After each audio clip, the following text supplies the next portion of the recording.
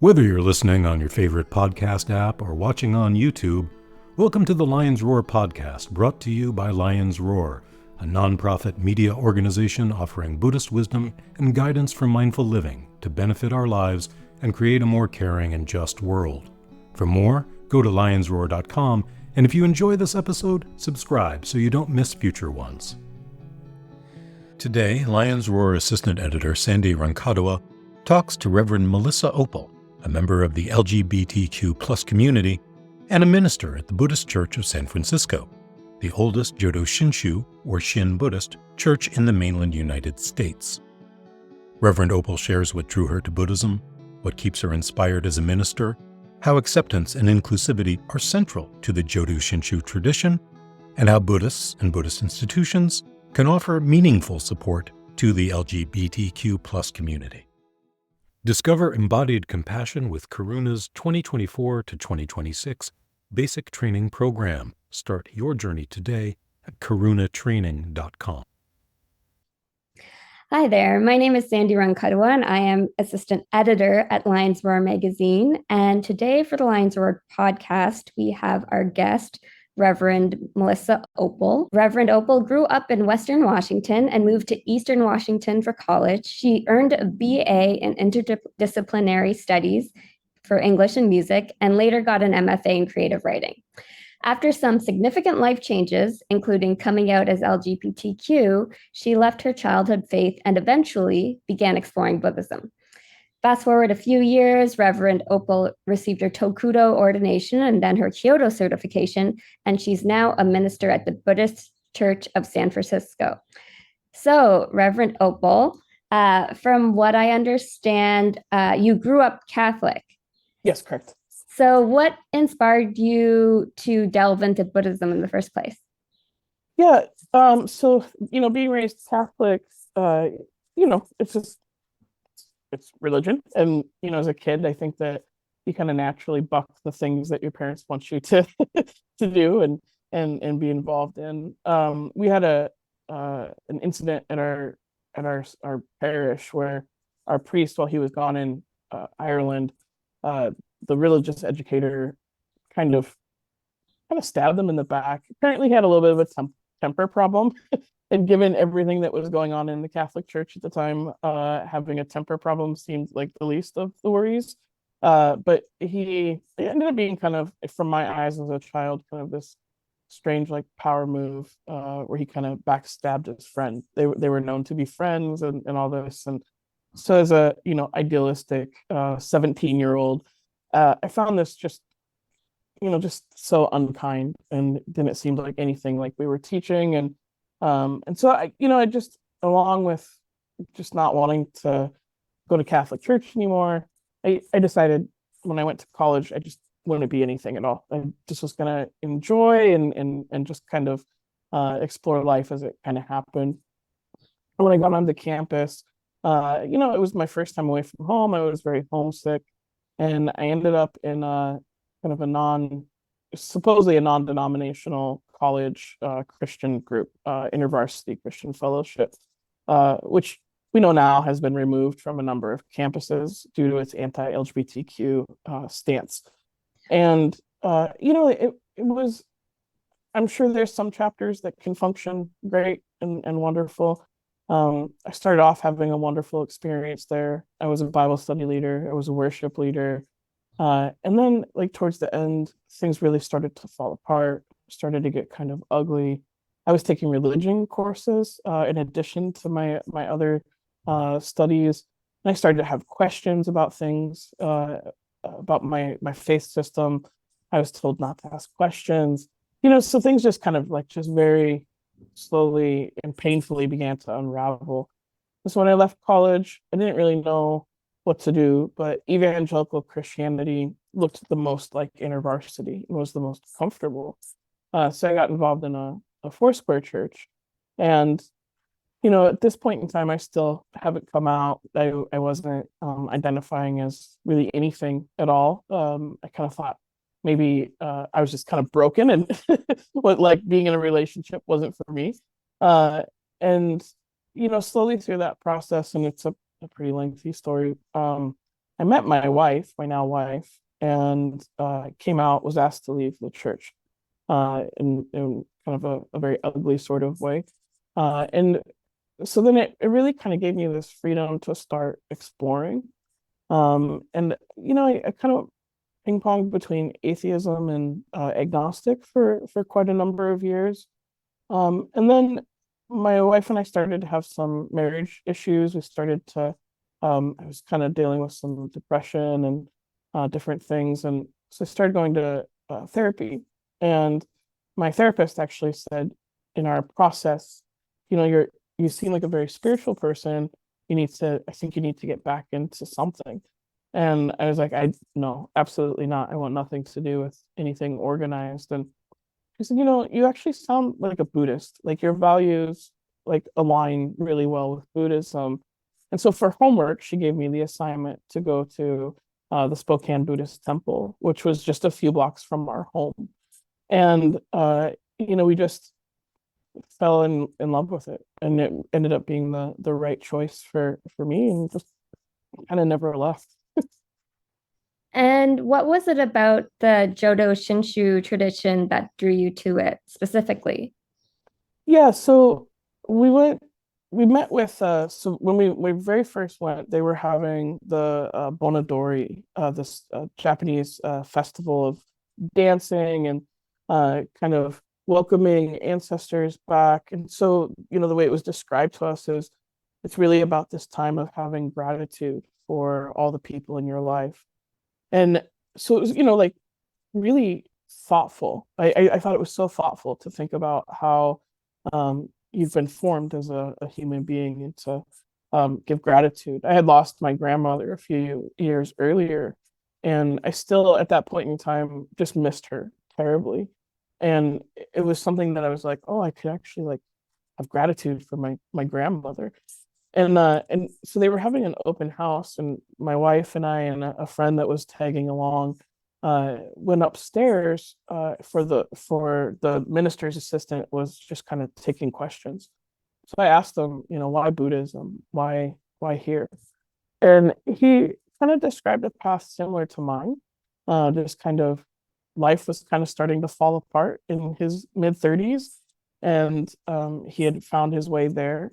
So we went to fast forward, we go to our first service, and we were chanting, and I just started to have this like really emotional response to it. And I was like, where is this coming from? This shouldn't be happening.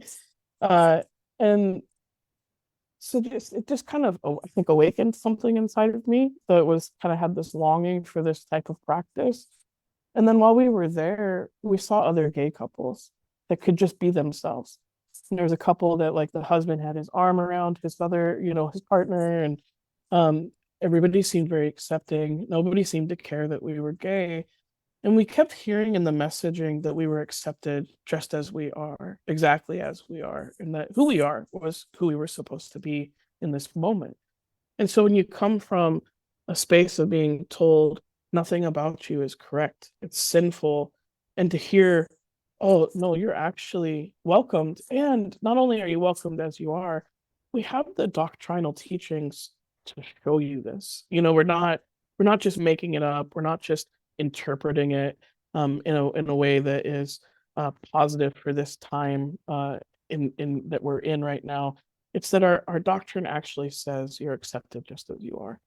And so that was such a powerful message that it allowed us to stay while we started to figure everything else out.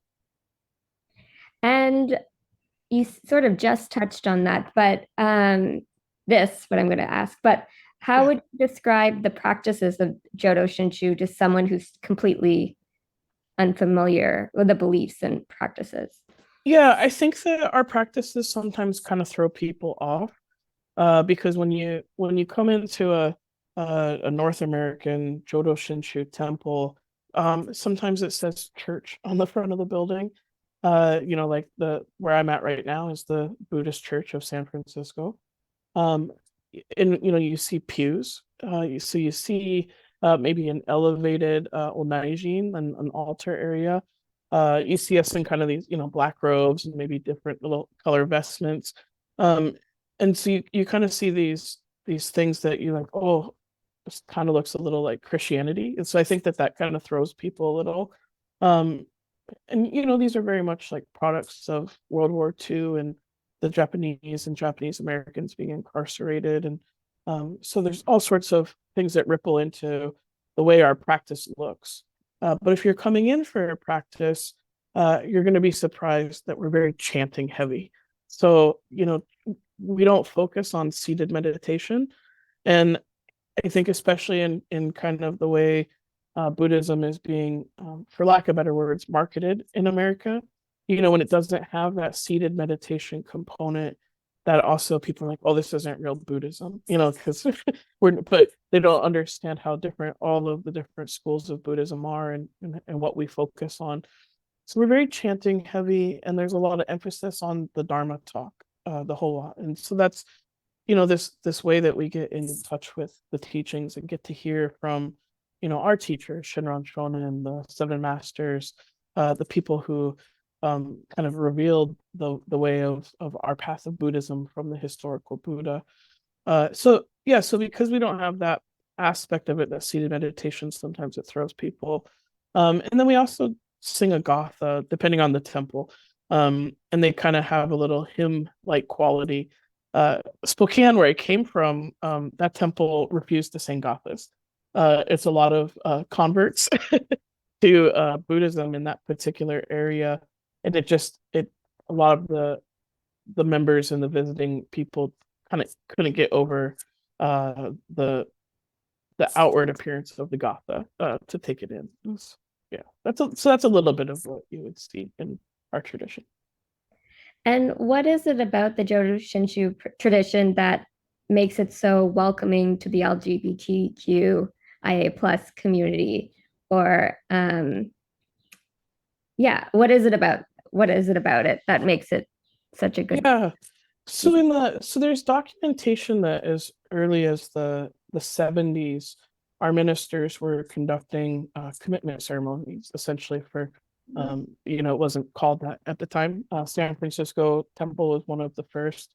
There's an early documentation of a minister, I want to say it was in the 90s, performing a commitment ceremony where one of the participants was transgender identifying.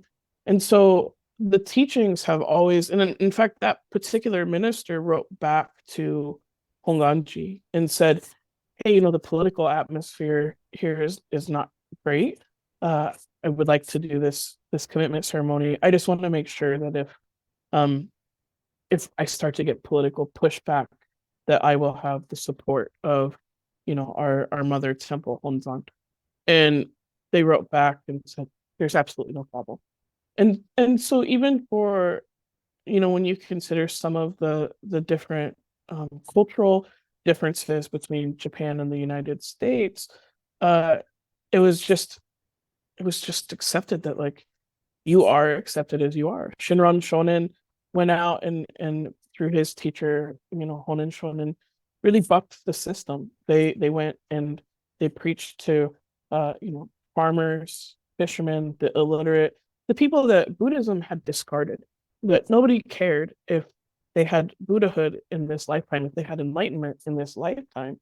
What they cared about was that they, support the monks that are there, and best of luck for you in the next life. And so that messaging, when it came time for our Ministers Association to kind of publicly declare the LGBTQ people were welcome to practice in Jodo Shinshu. We already had the history. It was already happening. And it took less than 10 minutes for them to come back and decide. And I just made a joke yesterday that if you've ever heard our Ministers Association try to decide on anything, 10 minutes is probably a record of some sort. Right. So clearly this happened early on. At what point was this sort of declaration made? And what does community do in the present day to show its support to the LGBTQIA plus community? Yeah, so this all happened before I came to Jodo Shinshu. And so I came in It's been, I think, 11 years now, I want to say 10 years. So around 2013, 2014. And so, this had already happened. And I think many temples, it was just kind of part of their temple culture already. But, just a few years ago, one of my classmates, actually, with the temple that she was at, kind of recognized a little bit of a disparity between folks like me who came in and were just very accepted. I didn't grow up in the community. I wasn't raised in the temple structure. So there wasn't a lot of attachment to my sexual orientation when I came through the door. I just kind of came fully formed as who I was in that moment. Whereas for some of our younger folks who were identifying as LGBTQ plus, that wasn't necessarily the case for them at some of the temples. I think it was, that the sort of sadness that our parents have when they maybe have a picture of what our life is going to look like, and they want us to suffer less and have less hardships. And so, when you come out as LGBTQ plus, there's a whole myriad of challenges still in this country, and even more so 10 years ago, and even more so 30 years ago, right? Like, so we've had to do a lot of education with our temples. So Gardenia Buddhist Temple in the LA area did just a beautiful video called Profound Silence that really addressed this issue.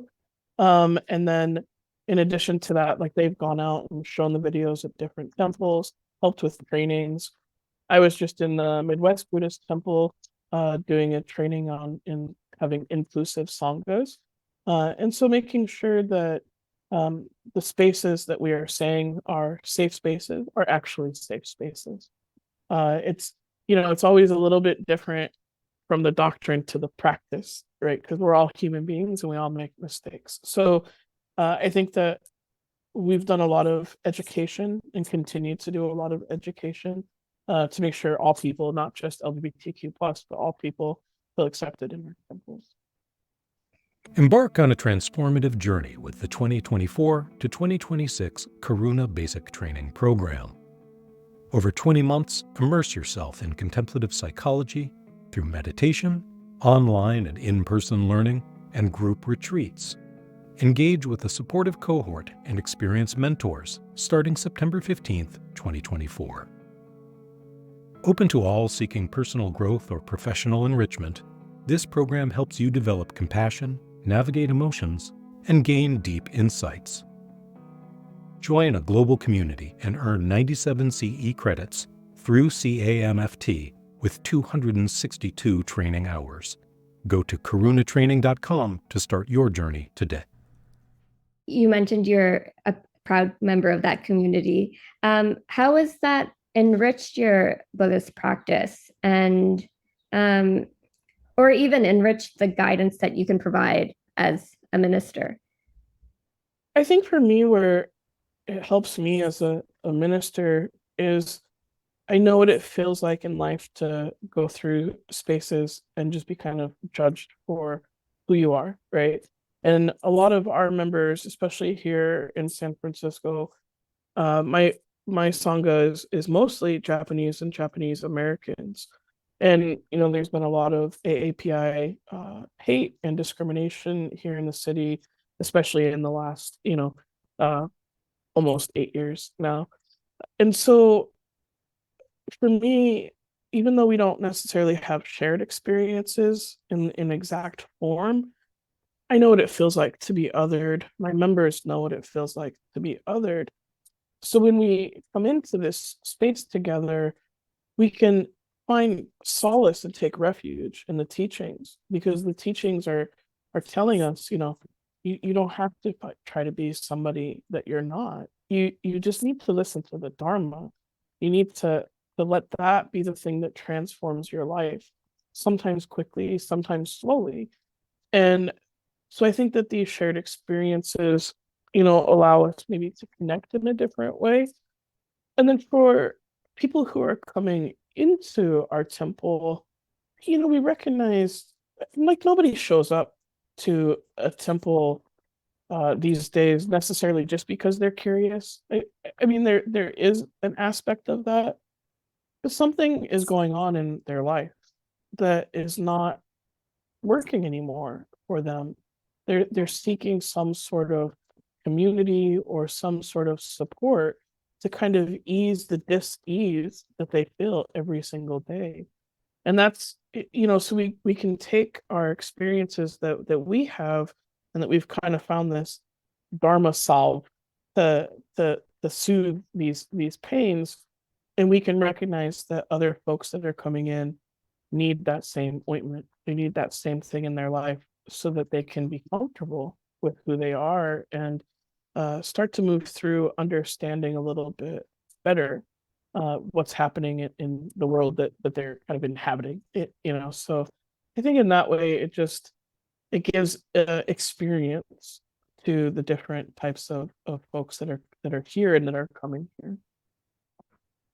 How do you think Buddhists and Buddhist institutions play a role in supporting LGBTQ plus people in the wider society? What can we do, to people who are just around, not necessarily at our temple or church or yeah. Yeah, I think that this just comes down to kindness and showing people the same kindness that the Buddha shows us. And so, we always have the opportunity in life to be a roadblock for somebody or a helper for somebody. And I think that what we want to do is to go through life as a helper, not that roadblock, right? So I don't need to be somebody's bad story of the day. And I think when we consider a little bit how, especially the transgender community currently is just being used as a chess piece, as a pawn in this sort of political atmosphere that's getting recharged again. Not that it ever totally went away, but it's getting amped up as we come into the presidential election again. And so whether transgender identifying folks come into our temple spaces, we can still be supports for them. We can be safety nets for them. And it could look like anything from, I'm going to make sure that my vote is there to help their life be less suffering, to simply smiling, being friendly, being kind, using proper pronouns, educating ourselves on how to support people who are just being hurt daily. It's a very vulnerable population, and it's hard to watch such a small group of folks be just absolutely pummeled by people who have a lot more power than they do. So we can also lend our power to them and to assist in any way that we can. And it's going to look different for every person. Yeah, I'm glad you brought up trans people and also the fact that they're not a monolith. And yeah, it's really important to talk about. Wrapping up, I guess, what would you say are the biggest challenges that you face in your work as a minister today? You just mentioned some things that are going on politics wise, and yeah, I'm wondering that, and also what keeps you inspired and fulfilled to keep doing this work. Yeah, I think there's a number of challenges. I think one is all religion is kind of going through this right now as people kind of attempt to do life with their own skill sets and are choosing to leave organized religion, and so I think that trying to remain relevant to people and try to help them understand how the teachings are incredibly relevant to their life right now, that they're not some sort of archaic texts that we can just throw away and yeah, and not use to help us move through life. I think that's kind of one aspect of it. Our temple is still coming out of COVID, so finding volunteers that have time and the energy to support the temple and themselves. And I think this recognizing that the Sangha is something that is practiced together. It's not that we can't have an internet Sangha by any means, but we learn so much from each other, and our practice is enriched so much by spending time together. And then there's always, as I said, politically, as things kind of amp up again, there's always these worries of how do I, as a minister, protect my Sangha, who really went through the ringer 8 years ago with the way San Francisco kind of changed its landscape through all of that not great stuff. And so it's something that kind of remains on my mind of how do I, kind of be an open, welcoming community. We want everybody to come in, but we also want to care for the people that are here and protect them as well. What inspires me? Honestly, the thing that inspires me the most and all the time is the founder of our tradition, Shinran Shonin. I was just talking with a friend as I was visiting the Midwest Temple. Reverend Todd and we did a Tokudo and Kyoshi together, and we were just kind of talking about how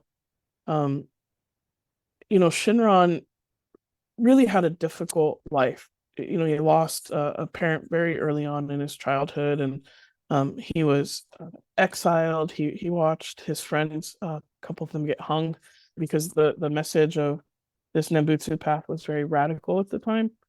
And he not only did he persevere, but he transformed his sufferings into something beautiful, something that reaches out all of these years later across continents. And he could have not done any of that. He could have let those pains and the things that he had to endure shape him in a way that was negative, and that he kind of festered in that. I joke that Shinran could have been the greatest supervillain of all because of all the different things that happened to him. But that's not what happened. And I think because he heard the calling voice of Amida Buddha and wanted people to have that same comfort, that same, I said earlier, like that same salve in their life, it changed everything. And he just had this beautiful life of giving to people and working so hard to make sure that he spread the Nembutsu, and the people that felt less than no longer felt less than. They felt accepted under the teachings of the Buddha. And so I think when I get down, I kind of think about Shinran.